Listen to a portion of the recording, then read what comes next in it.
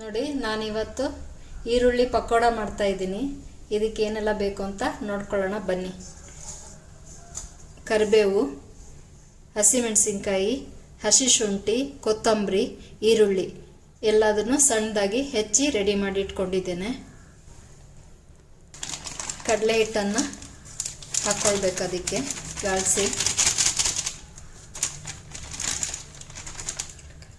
ಅದೆಷ್ಟು ಹಿಡಿಯುತ್ತಾ ಅಷ್ಟು ಹಾಕ್ಕೊಳ್ಬೇಕು. ಒಂದು ಅಪ್ರಾಕ್ಸಿಮೇಟ್ 150 ಗ್ರಾಮು ಕಡಲೆ ಹಿಟ್ಟನ್ನು ತಗೊಂಡಿದ್ದೀವಿ ನಾವು.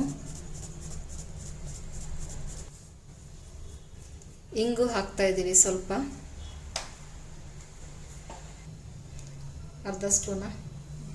ಅರ್ಧ ಸ್ಪೂನ್ ಉಪ್ಪು.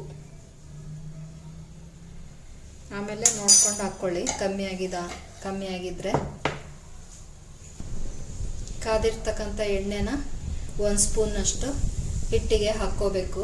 ಮೊದಲಿಗೆ ಕಲಸುವ ಮೊದಲು 1 ಅಥವಾ 2 ಸ್ಪೂನ್. ಉಪ್ಪಿನ ನೀರಲ್ಲೇ ಸರಿ ಆಗುತ್ತೆ. ಎಲ್ಲರೂ ನಿಮ್ಗೆ ಸ್ವಲ್ಪ ಡ್ರೈ ಅನಿಸಿದರೆ ಸ್ವಲ್ಪ ನೀರನ್ನು ಹಾಕ್ಕೋಬೋದು.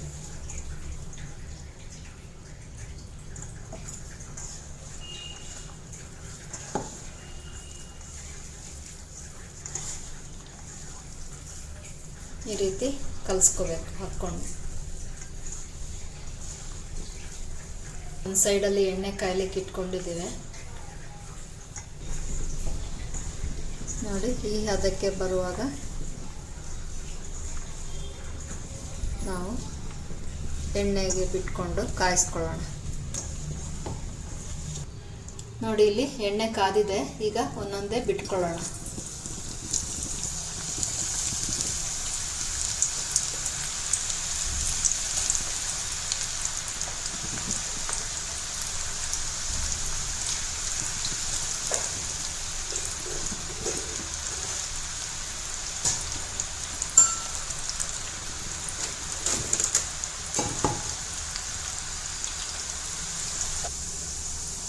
ಮೀಡಿಯಂ ಫ್ಲೇಮಲ್ಲಿ ಇಟ್ಕೊಳ್ಳಿ.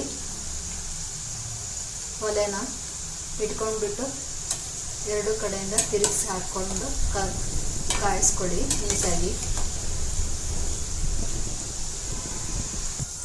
ನೋಡಿ, ಇಷ್ಟಾದ್ಮೇಲೆ ನೀವು ತೆಗಿಬೇಕು. ಈ ಕಲರ್ ಬಂದಮೇಲೆ ನೀವು ತೆಗೆದಿಟ್ಕೊಳ್ಳಿ.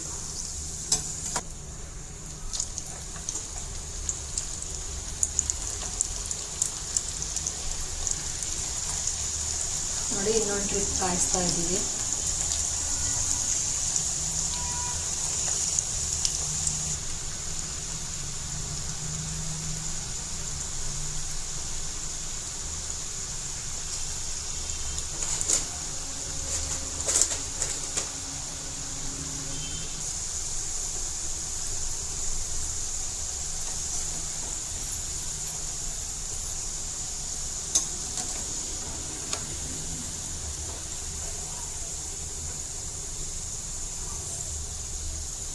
ನೋಡಿ, ಇದೇ ಥರ ಎಲ್ಲದನ್ನು ಕರೆದು ಇಟ್ಕೋಬೋದು.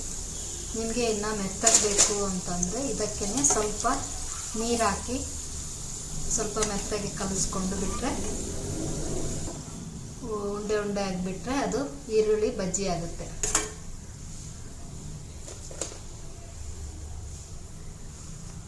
ಇದೇ ರೀತಿ ಎಲ್ಲದನ್ನು ಕಾಸ್ಕೊಳ್ಳಿ.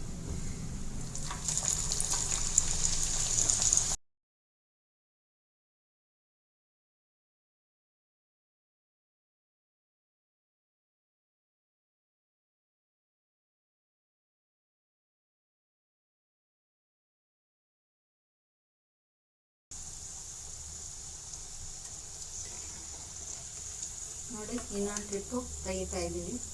ಈ ಕಲರ್ ಬಂದಮೇಲೆ ತೆಗೆದುಬಿಡ್ಬೇಕು.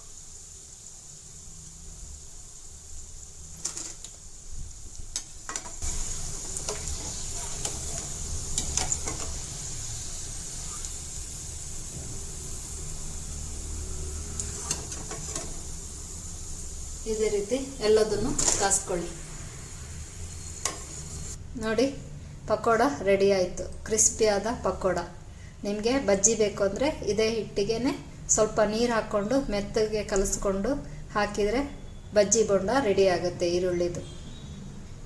ಈ ವಿಡಿಯೋ ನೋಡಿ ನಿಮ್ಗೆ ಇಷ್ಟ ಆಗಿದ್ದರೆ ಒಂದು ಲೈಕ್ ಕೊಡೋದನ್ನು, ಸಬ್ಸ್ಕ್ರೈಬ್ ಮಾಡೋದನ್ನು, ಹಾಗೆ ನಿಮ್ಮ ಫ್ರೆಂಡ್ಸ್ ಆ್ಯಂಡ್ ಫ್ಯಾಮಿಲಿಗೆ ಶೇರ್ ಮಾಡೋದನ್ನು ಮರಿಬೇಡಿ.